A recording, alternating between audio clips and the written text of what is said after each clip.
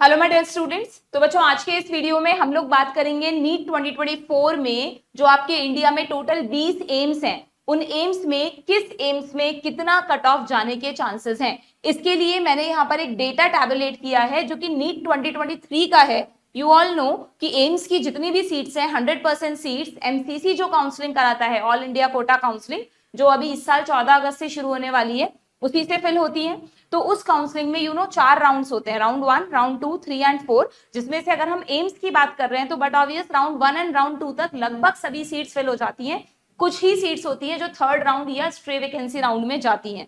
तो अगर हमें एक एनालिसिस करना है, अगर हमें ये जानना है कि यार हमारा जो नीट 2024 का हमारा स्कोर है या हमारी रैंक है, उस पर हमें इस साल कोई एम्स में एडमिशन मिल सकता है या नहीं, तो आई थिंक उसका सबसे अच्छा जो एनालिसिस है वो आप कर सकते हैं 2023 के राउंड 2 की क्लोजिंग रैंक से, है ना। इसका मतलब क्या हुआ कि जैसे अगर हम एम्स दिल्ली की बात कर रहे हैं तो एम्स दिल्ली में लास्ट ईयर जब राउंड 2 हो गया था उस पर कितनी क्लोजिंग रैंक यानी कितनी रैंक तक एम्स दिल्ली स्टूडेंट्स को मिला था। ठीक है, तो यहां पर आपको एक एग्जैक्ट आइडिया लग जाएगा कि यहाँ पर हम सारे 20 एम्स की बात करने वाले हैं और फिर उस जो रैंक है वो तो हमें एग्जैक्टली पता चली गई, क्योंकि भाई देखो अगर आपको कट ऑफ का एनालिसिस करना है, इस बार बहुत अप्स एंड डाउन्स हुए हैं। 2024 का रिजल्ट 3 बार रिवाइज हुआ है, मतलब पहले एक बार आया, फिर दूसरी बार रिवाइज हुआ, फिर तीसरी बार फिर रिवाइज होकर आया जब सुप्रीम कोर्ट ने फिजिक्स क्वेश्चन को चेंज किया।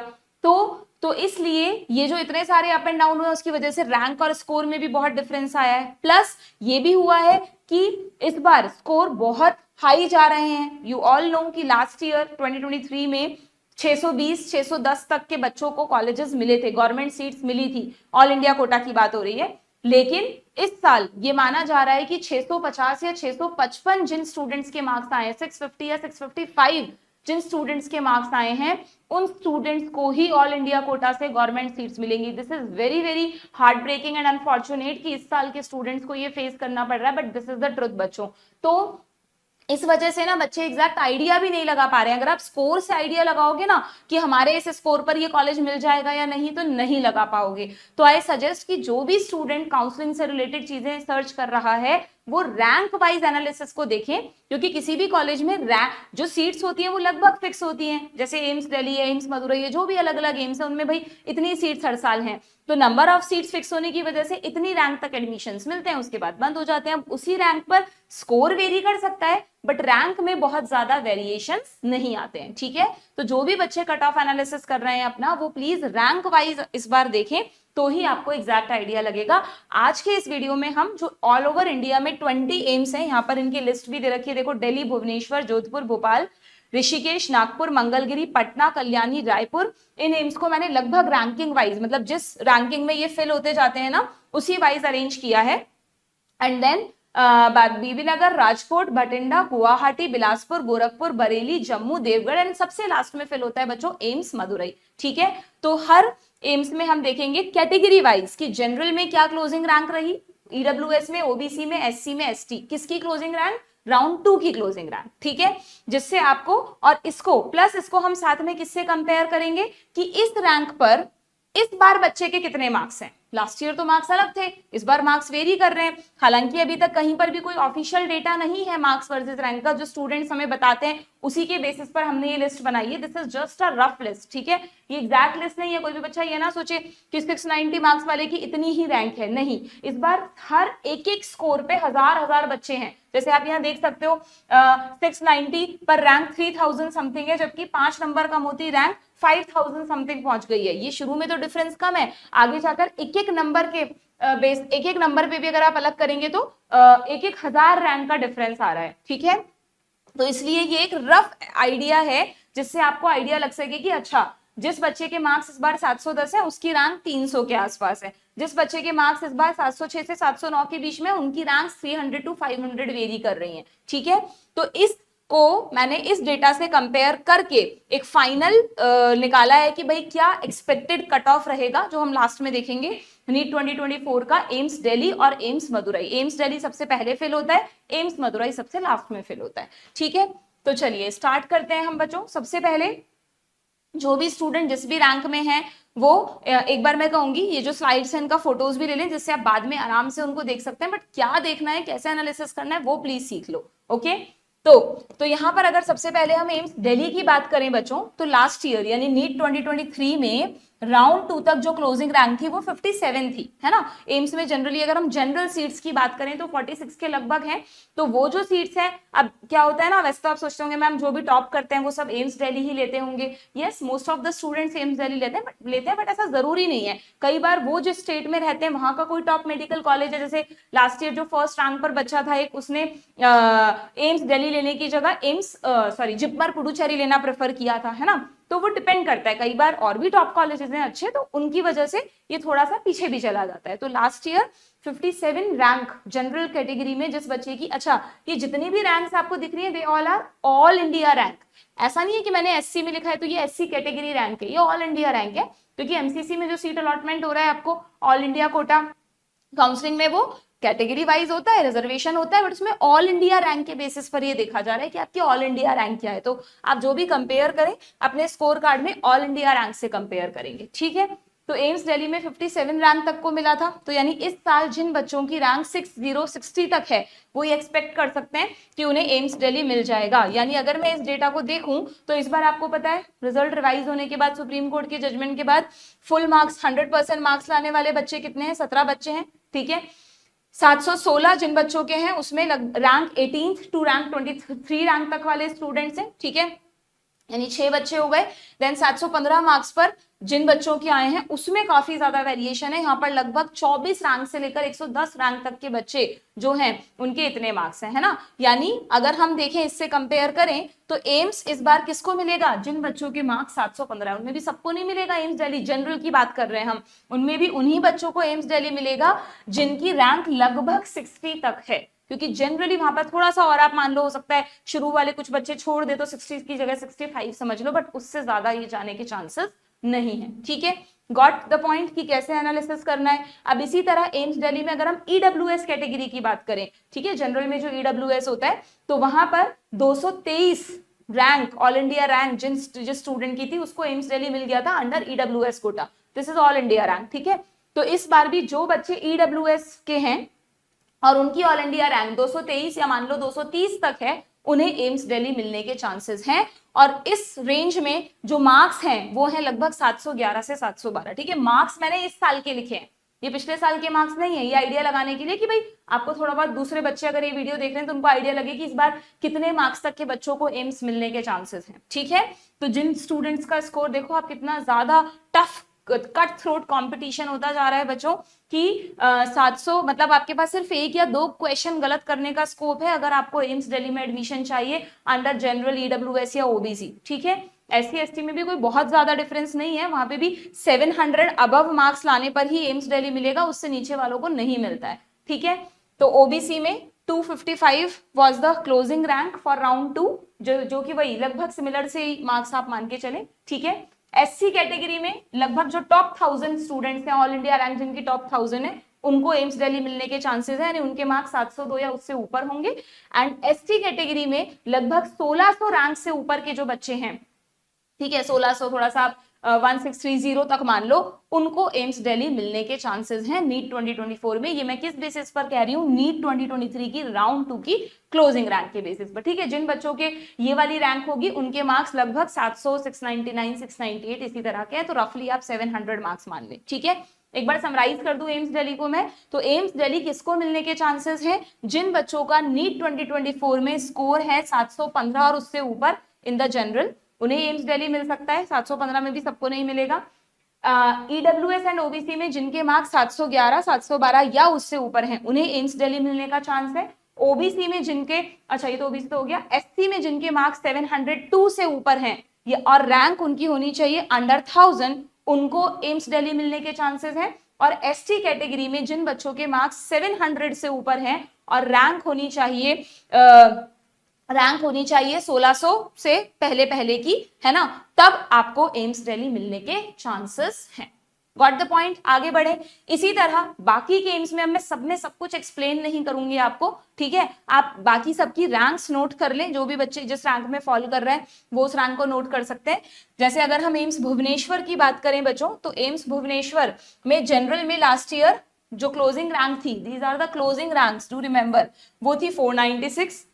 ईडब्ल्यूएस में लगभग 1700 रैंक तक मिला था, ओबीसी में लगभग 1000 रैंक मान सकते हो, एससी में 6000 रैंक और एसटी में लगभग 20,000, मैं राउंड फिगर में करके बोल रही हूँ, ठीक है।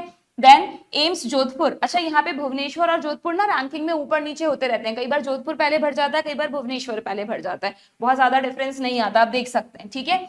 तो एम्स जोधपुर में राउंड 2 की क्लोजिंग रैंक थी 2023 में 469, यहाँ पे 1000, ये भी टॉप 1000, ठीक है। एससी लगभग 6000 रैंक तक मिल गया था और 11000 रैंक तक एसटी कैटेगरी में एम्स जोधपुर वाज अलॉटेड, ठीक है। एम्स भोपाल कुछ डेटा मेरे को एग्जैक्टली नहीं मिला तो मैंने उसको ब्लैंक छोड़ दिया है। एम्स भोपाल की अगर हम बात करें तो जनरल में जो टॉप 500 स्टूडेंट्स थे उनके पास एम्स भोपाल का स्कोप है, टॉप 600 भी मान के चल सकते हो, इस बार तो आप टॉप 500 ही मानो, ठीक है। ईडब्ल्यूएस में ये डेटा नहीं है, ओबीसी और ईडब्ल्यूएस का लगभग बराबर होता है, ठीक है।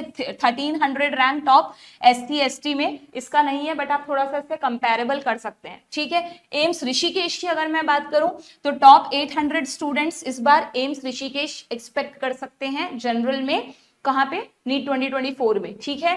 Top 700 top 800 students, then EWS and OBC में वही टॉप 1600 स्टूडेंट्स, देन एसटी में 16000 स्टूडेंट्स, ठीक है। मतलब स्टूडेंट्स मतलब ये 16000 रैंक, आई वांट टू से कि इतनी रैंक तक के बच्चे इस कॉलेज को एक्सपेक्ट कर सकते हैं, ठीक। देन एम्स नागपुर की अगर बात करें, yes a very good college AIIMS Nagpur, ठीक है। तो इसमें ये लगभग अगर हम एम्स में देखें तो 6 नंबर पर आता है, ये है 1264, ठीक है। जनरल में जो मतलब टॉप 1200 रैंक जिनकी है उनको अलॉट हो सकता है, ईडब्ल्यूएस टॉप 2700 बच्चों को, ओबीसी में 2100, एससी में 6262, एसटी में लगभग 21000 रैंक तक आप मान सकते हैं you can get AIIMS Nagpur this time, ठीक है। इससे आपको अपनी प्रायोरिटी लिस्ट बनाने में बहुत हेल्प मिलेगी, जो टॉप कैटेगरी के जो इन वाली रैंक्स वाले बच्चे हैं उनको, ठीक है। एम्स मंगलगिरी की बात करें तो अगेन यहाँ पे 1700, देन 2800, 13000, देन ये एम्स पटना में 1600, 2500, 2200, 18000, 34000, एम्स कल्याणी में 2100, 4600, 3700, ये 25000 मान लो और ये हो गया 34000, यानी जिन बच्चों की ऑल इंडिया रैंक 34000 है इस साल 2024 में, वो एसटी कैटेगरी में एम्स कल्याणी एक्सपेक्ट कर सकते हैं, ओके। एम्स रायपुर की अगर हम बात करें तो अगेन टॉप 1200 जो रैंक तक के स्टूडेंट्स हैं उनको एम्स रायपुर मिलने के चांसेस हैं। यहाँ पर थोड़ा सा ये चेंज हुआ है ना डेटा, हाँ ये आई थिंक ऊपर आना चाहिए था रायपुर, चलो कोई बात नहीं। देन ये 2700, देन 2000, ये वाला डेटा नहीं है ना, ये रायपुर लगभग पटना से भी पहले ही फिल हो रहा है देखा जाए तो बच्चों, ओके। देन एम्स बीबी नगर की बात करें तो जनरल में 2700, देन यहाँ पर ईडब्ल्यूएस में 2800, कई बार एम्स में उसकी रैंकिंग की वजह से या किसी और वजह से ईडब्ल्यूएस और ओबीसी में डिफरेंस भी आ जाता है, कई जगह तो सेम रहता है, कई जगह डिफरेंस आ जाता है, ठीक है। ओबीसी में 4400, एससी में 17000, एसटी में 34000। राजकोट, एम्स राजकोट गुजरात में है, उसमें जनरल कैटेगरी में टॉप 3000 जो स्टूडेंट्स हैं उन वो एम्स राजकोट एक्सपेक्ट कर सकते हैं। ईडब्ल्यूएस में 4300, ओबीसी में 3800 रैंक तक के बच्चे, एससी में 31000। एम्स भटिंडा की अगर हम बात करें तो अगेन यहाँ पर टॉप 2000 स्टूडेंट्स इसको एम कर सकते हैं। ईडब्ल्यूएस में टॉप 4000, यहाँ 3000, एससी में 23000 रैंक और यहाँ पे 51000। गुवाहाटी में अगर हम बात करें, एम्स गुवाहाटी के लिए अगर आप सोच रहे हैं तो नीट 2023 में जिन बच्चों की ऑल इंडिया रैंक 4400 के लगभग थी, 4400 थी, उन तक को ही AIIMS Guwahati in general category मिला था। तो अगर आपकी रैंक इससे अच्छी है तो आपको इस साल एम्स गुवाहाटी मिल सकता है, ठीक है। ईडब्ल्यूएस में 5700, 4900, 39000, मतलब 40000 रैंक हो गई ये लगभग, और ये हो गई लगभग 55000, 55000 रैंक, ठीक है। ऐसे ही बिलासपुर की अगर हम बात करें तो 3100, 4500, 3800, 32000, 47000। गोरखपुर की अगर बात करें तो अगेन जनरल कैटेगरी में जो टॉप 2500 रैंक तक जिन स्टूडेंट्स की रैंक है उन्हें ये मिल सकता है। ईडब्ल्यूएस में 3500, ओबीसी में 2900, 31000, 42000। एम्स रायबरेली के लिए अगर कोई बच्चा सोच रहा है जनरल कैटेगरी में तो उसकी रैंक होनी चाहिए, ऑल इंडिया रैंक 3000 के अंडर होनी चाहिए। ईडब्ल्यूएस में 4000 के अंडर होनी चाहिए, ओबीसी में 3700, एससी में 32000, मतलब 33000 ही हो गया रफली, एंड एसटी में लगभग 46,463, 46.5, ठीक है। You are getting my point ना, कि अगर आपकी रैंक इस साल 2024 में ये या इससे अच्छी है तो आपको ये पर्टिकुलर एम्स मिलने के चांसेस हैं, बट ऑब्वियस इससे ऊपर वाले तो मिल ही जाएंगे, ठीक है। देन एम्स जम्मू, क्योंकि बट ऑब्वियस आपको पता है जम्मू जाने से थोड़ा सा बच्चे डरते हैं, इसलिए वहां पर जो रैंक है, फिर भी आप देखो 4000 रैंक पर ये भी क्लोज हो गया था, ऐसा नहीं है, ठीक है। तो 4176, 5068, 5410, 40,000 एंड 64,000 रैंक तक एसटी कैटेगरी में AIIMS Jammu last year allot हुआ था। एम्स देवगढ़ की अगर बात करें तो 42 मतलब वही टॉप 4200 जो स्टूडेंट्स हैं, यहाँ पे टॉप 5000 स्टूडेंट्स ले लो। यहाँ पर ओबीसी में 4700, एससी में 37,000, 66,000 एंड जो सबसे लास्ट में फिल होता है एम्स मदुरई, ये फिल हुआ था जनरल कैटेगरी में 5200 रैंक तक।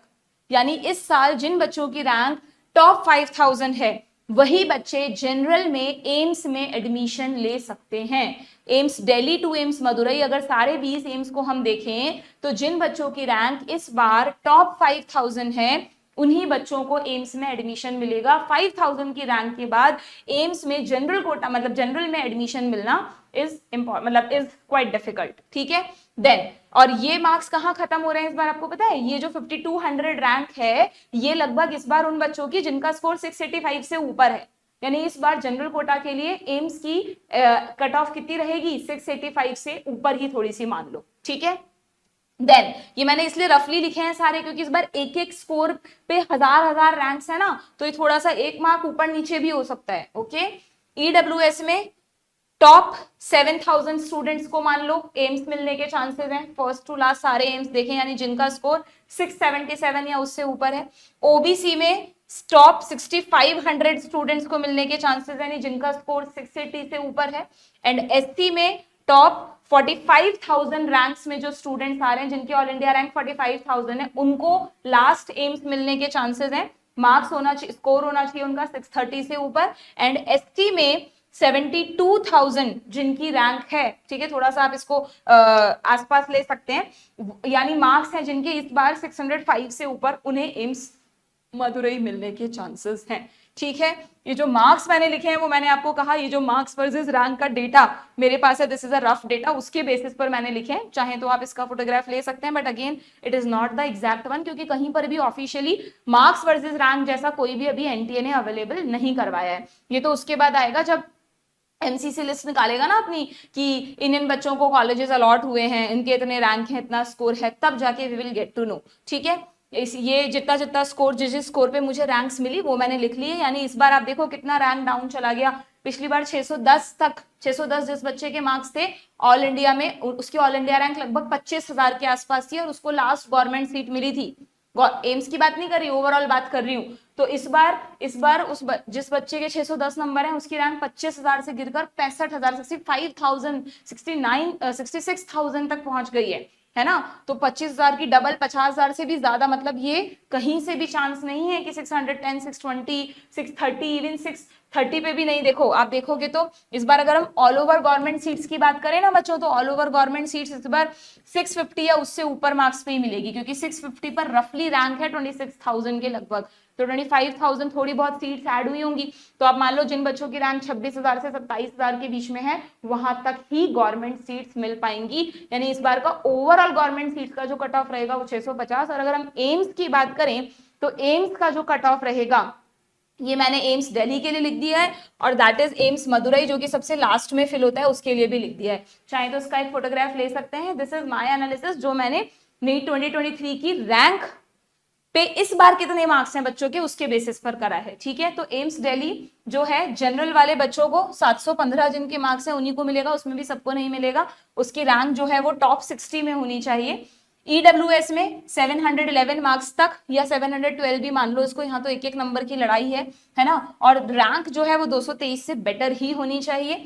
ओबीसी में भी लगभग सेम मार्क्स, ठीक है, सेम मार्क्स, रैंक इसमें थोड़ी फॉल कर जाती है क्योंकि मैंने कहा ना सेम रैंक पर मतलब सेम मार्क्स पर रैंक वेरी करती है, तो रैंक वेरी कर रही है, मार्क्स लगभग वही रहेंगे 711 या 712। एससी में 702 ना मार्क्स से ऊपर होने चाहिए, रैंक उसके टॉप 1000 में होनी चाहिए। और एसटी में अगर आप एम्स दिल्ली एक्सपेक्ट कर रहे हैं 2024 में तो आपके मार्क्स होने चाहिए 700 ही मान के चलो आप, और रैंक होनी चाहिए 1600 के अंदर, तब जाके you can get AIIMS Delhi this year. And last AIIMS जो है मदुरई, उसमें अगर हम देखें तो तो जनरल में मार्क्स होने चाहिए 685, ठीक है। ये देखो कितना डिफरेंस आ जाता है ना, मार्क्स होने चाहिए 685, रैंक है 550 200, टॉप 5000। देखो अब मदुरई भी देख लेना एक बार, लास्ट एम जो बच्चा चाहता है नहीं मुझे तो कैसे भी एम्स मिल जाए, एम्स मदुरई मिल जाए, कोई दिक्कत नहीं है, I am very happy with that. तो उनकी रैंक्स इनमें होनी चाहिए। जनरल में अगर आप हैं तो टॉप 5000 में होनी चाहिए, ईडब्ल्यूएस में अगर आप हैं तो टॉप 7700 में आपकी रैंक होनी चाहिए, ओबीसी में टॉप 6500 में आपकी रैंक होनी चाहिए, एसटी में लगभग 45,000 के अंदर अंदर आपकी रैंक होनी चाहिए, और एसटी में 72,000 के अंदर अंदर अगर आपकी रैंक है तो yes you can get AIIMS this year in NEET 2024, ठीक है। तो hope this is all clear to you.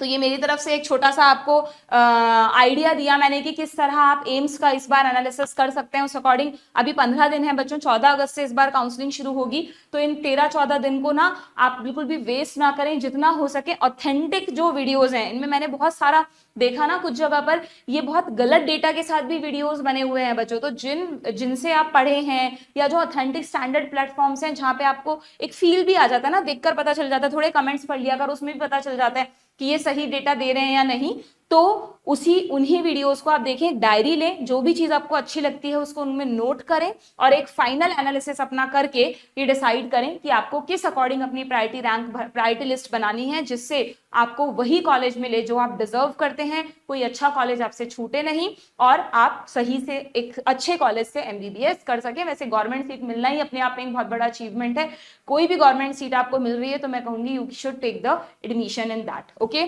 और भी मैं इससे रिलेटेड वीडियोस बनाऊंगी, जितना हो सकेगा काउंसलिंग से रिलेटेड थोड़ा बहुत एनालिसिस आपको देने की कोशिश करूंगी। अगर वीडियो अच्छा लगा तो प्लीज लाइक जरूर करें, अपने फ्रेंड्स के साथ शेयर करें और इसी तरह के और अपडेट्स के लिए चैनल से जुड़े रहें, चैनल को सब्सक्राइब भी जरूर से करें। Thank you.